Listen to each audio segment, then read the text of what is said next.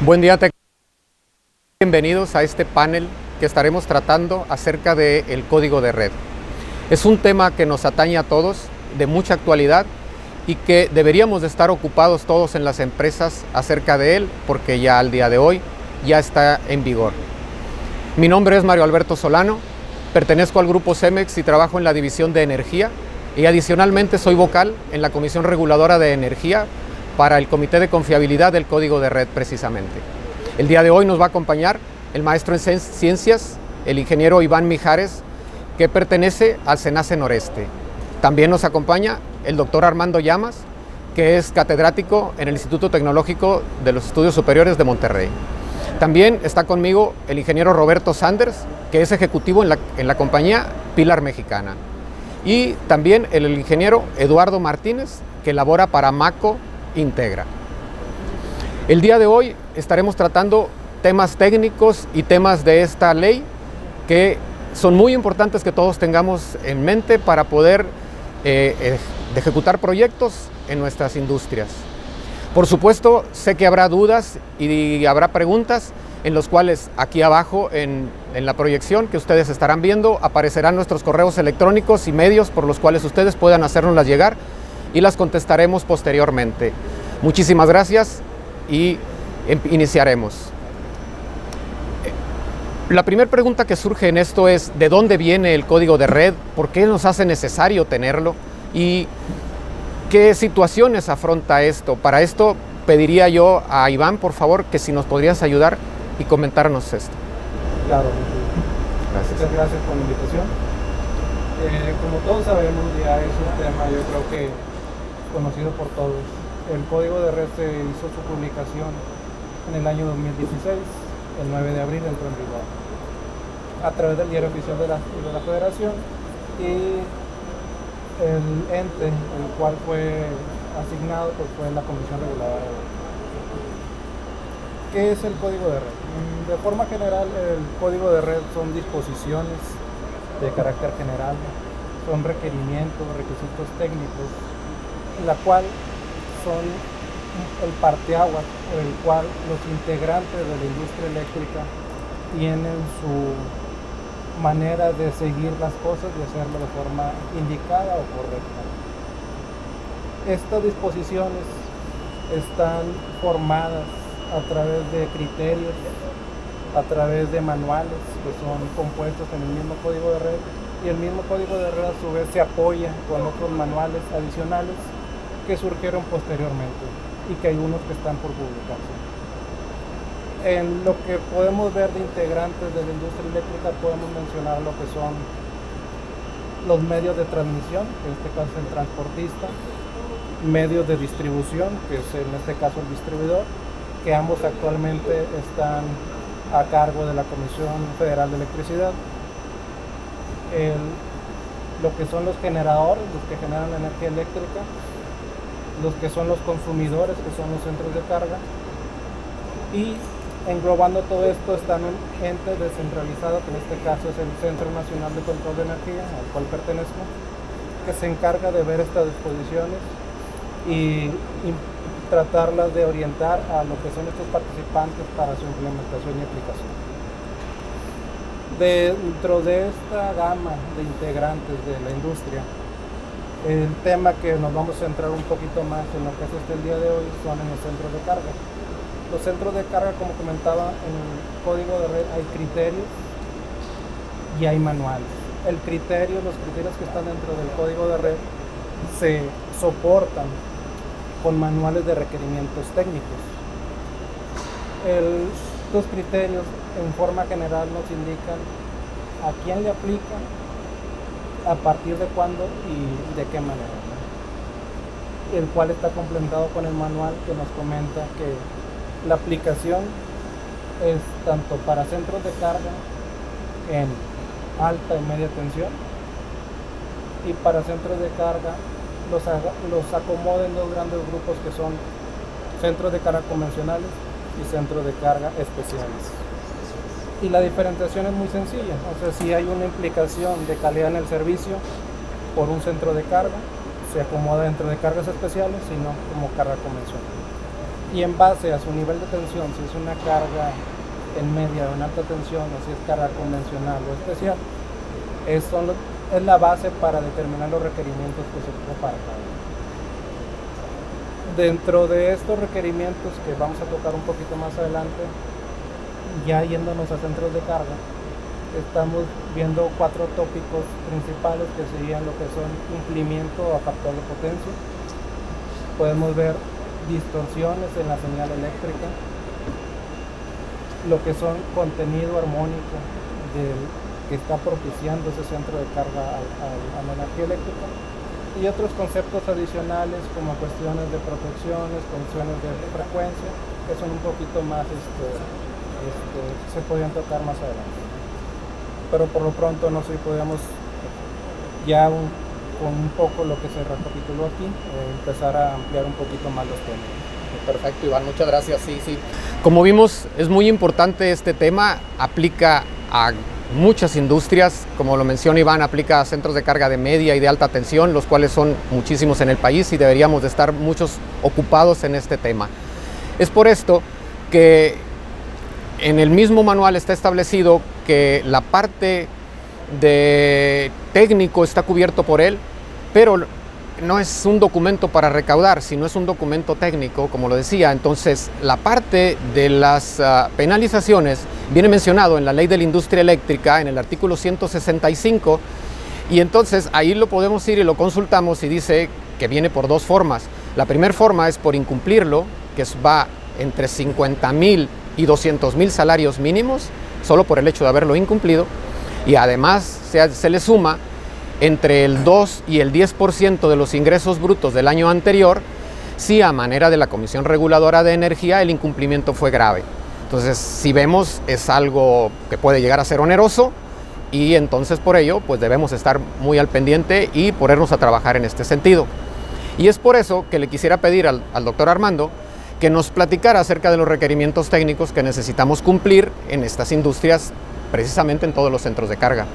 Por favor. Claro, con mucho gusto. Miren, quizás el más importante de los requerimientos es el de factor de potencia. Resulta que en el mundo de la electricidad pues tenemos voltajes y corrientes en forma alterna, en forma esencialmente senoidal. Cuando el voltaje y la corriente no van en fase, y esto lo representamos los electricistas mediante fasores, pues ya no van en fase, fíjense, presentan ahora esas flechitas una diferencia angular. Lo ideal es que esa diferencia angular sea 0, lo cual nos daría como resultado factor de potencia unitario. El coseno de esa diferencia angular es precisamente el factor de potencia. Esta diferencia angular da lugar a que en el punto de medición se consuman no solo kilowatts hora, sino aparecen ahora unas unidades de energía medio locochonas, digo yo, volts ampere reactivos hora. Esto es energía reactiva. No solo energía real, sino aparece ahora energía reactiva. Cuando el factor de potencia es unitario, una situación muy deseable, el consumo de potencia reactiva es 0. Y a medida que el factor de potencia se aleja de la unidad, esto es, aumenta ese desplazamiento angular, el factor de potencia disminuye. Antiguamente había un requerimiento relacionado con la factura. Ahora le llamamos CFE, suministro básico, o CFE, administrador de servicios básicos, para que el factor de potencia medido con energías de todo el mes diera lugar ya sea a un recargo o a una bonificación. El valor umbral, el valor límite de este factor de potencia era 0.9, que resulta más o menos de un ángulo como de 25 grados, fíjense, más o menos. Y era, insisto, un solo factor de potencia, algunos dicen el factor de potencia promedio de todo el mes. Ahora el requerimiento de código de red calcula el factor de potencia de la misma manera. Esto es, necesitamos dos energías, la energía real y la energía reactiva. Pero ¿qué creen? Ya no es la energía de todo el mes, es la energía de solo 5 minutos. Cada 5 minutos se calcula el factor de potencia. Y ahora el requerimiento ya no es 0.9, ahora es 0.95 y que no pase de 1. Esto es, no se acepta un factor de potencia capacitivo. Tiene que ser 0.95 y 1 y el 0.95 atrasado. Muy bien.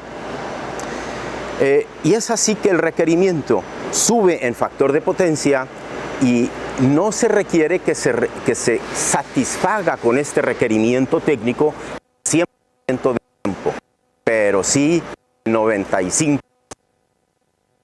Puesto con otras palabras, se debe hallar 100%. Factor de potencia. Pasemos ahora a desbalance. El desbalance. Ocurre que típicamente son sistemas trifásicos y es muy deseable que las corrientes que demandan los centros de carga tengan la misma magnitud. Cuando esta magnitud se desvía, ya no es la misma en las tres fases, aparece entonces un desbalance. Código de red tiene requerimiento para desbalance de corriente. El último, flicker. Ciertas cargas no son constantes, sino que son fluctuantes. Al ser fluctuantes da lugar a que el voltaje medido en medidor de facturación presente fluctuaciones. Y eso es el flicker. Código de red también tiene requerimiento de flicker o parpadeo de lámpara, porque es donde más afecta en las lámparas incandescentes. Adelante. Perfecto, muchas gracias, doctor.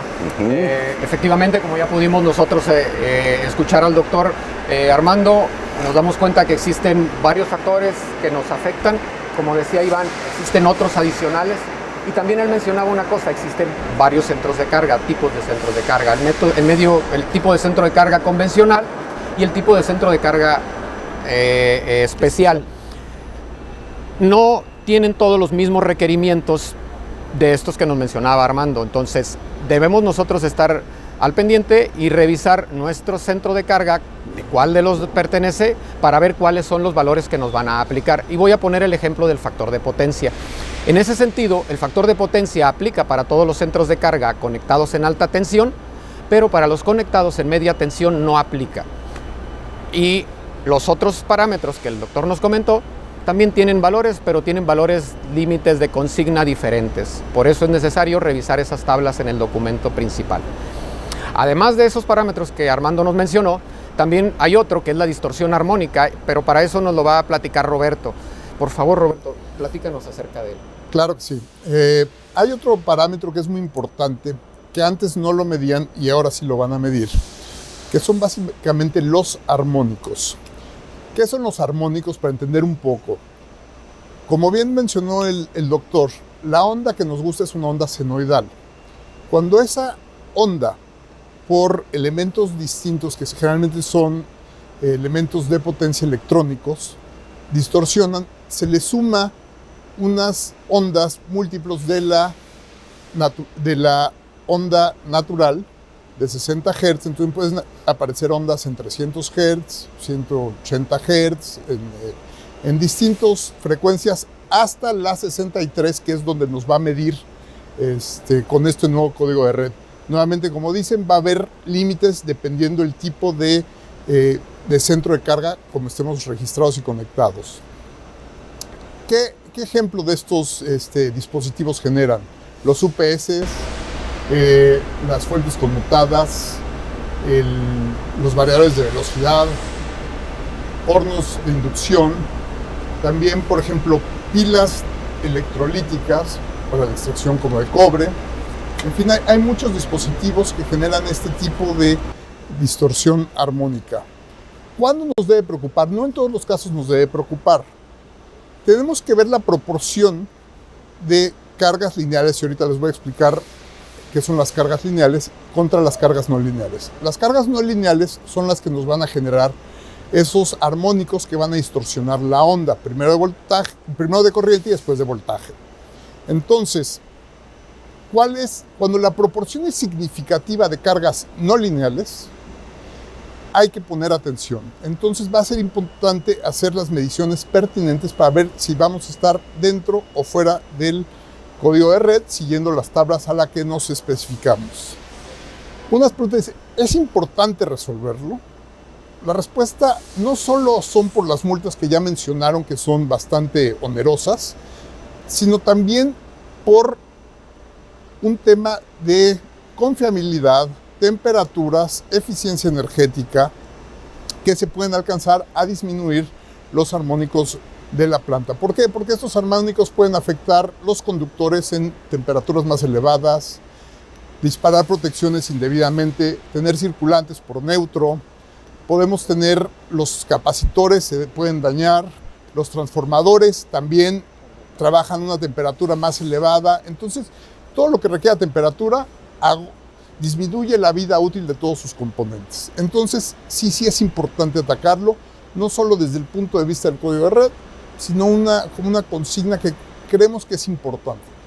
Es como manejar un coche mal carburado, no es bueno, hay que tenerlo en óptimas condiciones. ¿De qué va a depender o cómo se arreglan estos? Hay básicamente 3 soluciones, son filtros activos, filtros pasivos, y dispositivos de nuevas generaciones que ya no emiten estas armónicas. Entonces, ¿cuál va a ser la solución óptima? La óptima realmente va a ser una combinación de las 3. Una sola no nos va a llevar al punto óptimo. Entonces, va a depender la solución del tipo de proceso, los dispositivos que la generen, la antigüedad de la planta.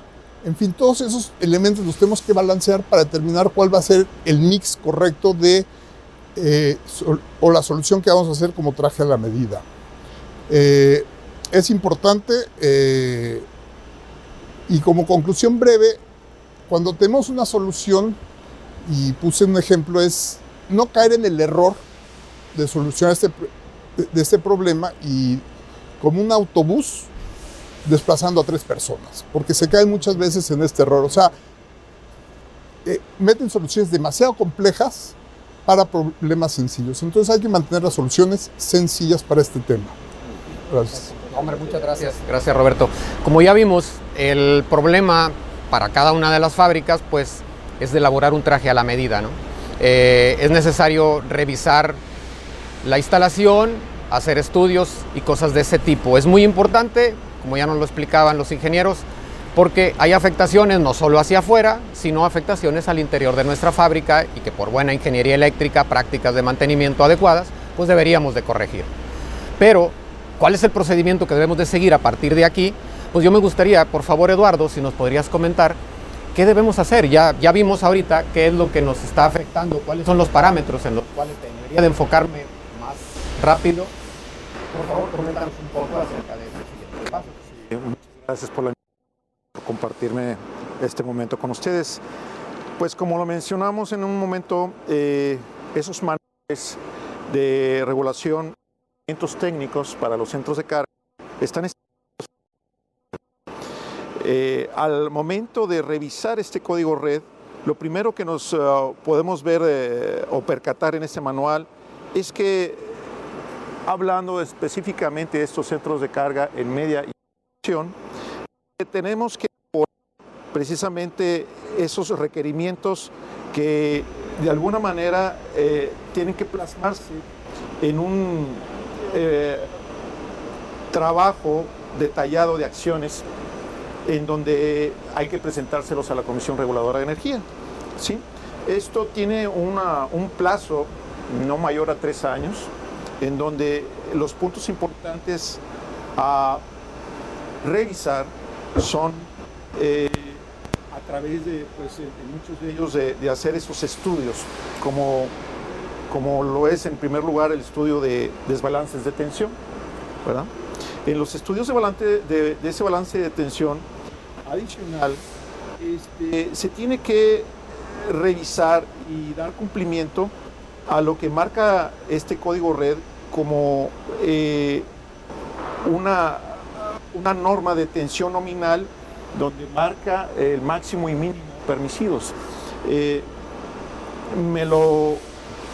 Esto se puede decir que, por ejemplo, si yo tengo una tensión nominal de 115 kV, tengo que estar sosteniendo, ¿verdad?, esta variación de tensión de manera permanente y seguir conectado hasta cierto punto marcado como una tensión máxima. No me puedo salir antes, porque de lo contrario incurriría en una situación donde provocaría un daño para lo que son las redes, ¿verdad? Entonces, aquí es muy importante precisamente seguir los ajustes a estas protecciones en alta y baja tensión, ¿verdad? También tenemos en número 2 lo que son esos desbalances de frecuencia. Los desbalances de frecuencia, hay que hacer también ese estudio donde también se tienen que agregar, como lo indica en el código red, la información de los ajustes de protecciones de alta y baja frecuencia, ¿verdad? Ya están preestablecidos, donde es una frecuencia máxima en un tiempo permanente y también una frecuencia durante 30 minutos. ¿Verdad? Siguiendo con esta revisión, tenemos también los requerimientos de factor de potencia, que ahorita ya es un tema que hemos estado ya tocando.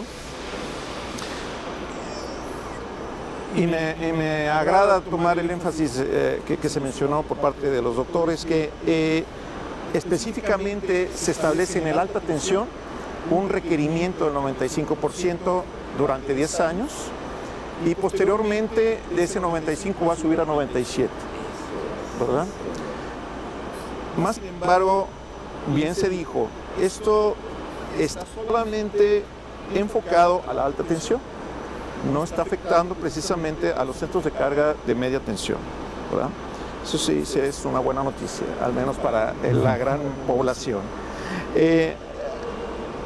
Después de estos requerimientos podemos hablar también de lo que es el tema de las protecciones, ¿sí? Tenemos que validar precisamente la coordinación de las protecciones entre los puntos de conexión y lo que son los puntos estos puntos de conexión con la subestación en particular, en este caso, quien nos está proveyendo la energía, ¿verdad?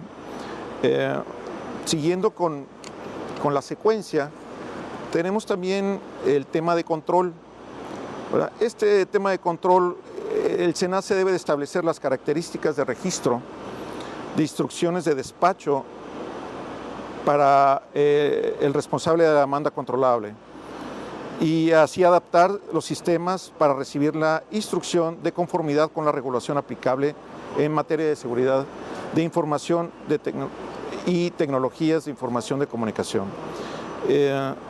Tenemos el intercambio de información, el siguiente punto, donde básicamente se establecen precisamente que la información que se va a manejar en los sistemas de telemetría de control tienen que tener la peculiaridad de tener protocolos abiertos, de tal manera de que esos protocolos pudieran no tener problemas para ser de alguna manera interpretados por lo que viene siendo el SENACE, ¿verdad? Como punto de la calidad de energía, como ya se mencionó, ¿sí? Se requiere precisamente el estudio de esa calidad de potencia y hay un aspecto muy importante donde el medidor o el analizador de redes que debe de auditarse tiene que ser de clase A, ¿verdad? Teniendo este dato de la calidad de energía, bueno, estamos cumpliendo pues, precisamente los 8 puntos básicos en lo que tenemos que revisar el código red. No, perfecto. Muy bien, muchas gracias, Eduardo. Como ya vimos, es necesario hacer en las empresas, en cada una de ellas, el traje a la medida es necesario hacer los estudios eléctricos en ese sistema que tenemos nosotros conectado en nuestras fábricas. Es necesario desarrollar una ingeniería para poder llegar al cumplimiento de lo que ahorita nos están comentando aquí los compañeros, y poder nosotros llegar a diseñar y tener equipos instalados en nuestra fábrica que nos lleven al cumplimiento de estos requisitos que ya están siendo evaluados y ya es una necesidad de tenerse instalados en las fábricas. Sí, si vimos, aplica a muchas gentes, es necesario ponernos a trabajar ya, hay mucho dinero envuelto en todo esto, entonces es algo que deberíamos de estar ya viendo todos nosotros. Con esto estamos llegando ya casi al final de nuestro panel el día de hoy. Me gustaría pedir, para finalizar este tema, pedir un comentario a cada uno de los integrantes de nuestra mesa. Por favor, Iván, no sé si nos podría dar un comentario final. Sí, claro, muchas gracias. No, pues nada más para cerrar es, aunque las especificaciones del código de red van enfocadas a mejorar o a mantener la integridad del sistema eléctrico nacional, muchas de las implicaciones que vienen ahí son para el beneficio también del particular. El hecho de que protejas hacia el sistema implica también en que tú estés seguro, estés confiable y tengas esa continuidad de servicio. Muchas gracias, Iván. Perfecto. Por favor, bueno, Roberto. Yo la conclusión es similar. Es un área de oportunidad del código de red. Por ejemplo, en el tema de los armónicos, que se genera una ceguera de talleres donde no vemos los problemas que actualmente hay, es la oportunidad de cambiarlos. Y yo pongo el ejemplo que es como un cinturón de seguridad. ¿Te lo vas a poner porque te multan o porque te hace bien? Yo creo que la decisión correcta cuando se atacan los armónicos es ponérselo porque te hace bien a todos tus equipos y a tu planta, y puedes tener un retorno de la inversión en ese tipo de proyectos. Sí, claro. Armando, por favor. Con mucho gusto. El voltaje, fíjense, si tenemos un voltaje trifásico de frecuencia constante, de magnitud constante igual a la nominal, frecuencia de 60 Hz, un voltaje hermosamente senoidal, el principal beneficiado es el centro de carga. Es correcto. Muchas gracias, Armando. Eduardo, por favor. La normativa que se expone en este código red, bien se dice que abre un panorama de oportunidades para todo lo que es la ingeniería en el momento de que puedan ofrecerse esos servicios importantes que ahorita demanda la industria para fortalecer precisamente toda esta red de transmisión y distribución de energía. Perfecto. No, hombre, pues muchísimas gracias. Ya vimos que el código de red es muy importante para nuestras fábricas.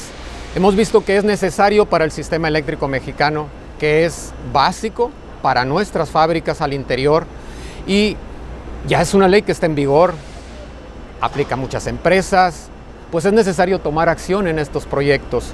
Nada más que tomamos en cuenta que el retorno de las inversiones de estos tipos de proyectos no van a venir con incrementos de ventas y cosas de este tipo. Hay que tomar en cuenta que esto viene por una mejor ingeniería eléctrica, por una mejor fábrica, por una evitar una parte de una sanción a nuestra empresa, ¿no? Es por eso que debemos tener también cuidado, porque en el mercado pudiera ser que nos encontremos personas que nos ofrezcan cosas adicionales a las que necesitamos. Es por eso que el conocimiento del código de red es muy importante.